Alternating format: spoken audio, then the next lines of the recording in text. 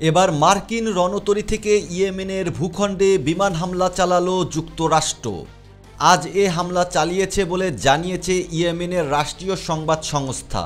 আর এ হামলার কথা স্বীকারও করেছে যুক্তরাষ্ট্র। যুক্তরাষ্ট্রের দাবি, লোহিত সাগরে জাহাজ চলাচলে বাধা সৃষ্টি করায় এ হামলা চালানো হয়েছে। আর এ হামলা হুতিদের সামরিক স্থাপনা লক্ষ্য করে হয়েছে বলে জানায় যুক্তরাষ্ট্র।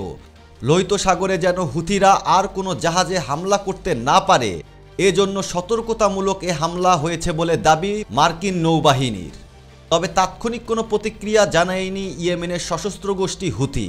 কিন্তু গাজা উপত্যকায় ইসরায়েলি শত্রুরা যদি আবারও উত্তেজনা সৃষ্টি করে, তবে আমরা তাৎক্ষণিকভাবে তাদের বিরুদ্ধে আক্রমণ করতে প্রস্তুত বলে জানিয়েছে হুতি সামরিক মুখপাত্র ইয়াহিয়া সারে। হামাসের সঙ্গে ইসরায়েলের যুদ্ধের সময় গাজার ফিলিস্তিনিদের প্রতি সংহতি জানাতে হুতিরা লোহিত সাগরে ইসরায়েলি ও অন্যান্য জাহাজে হামলা চালিয়ে আসছিল।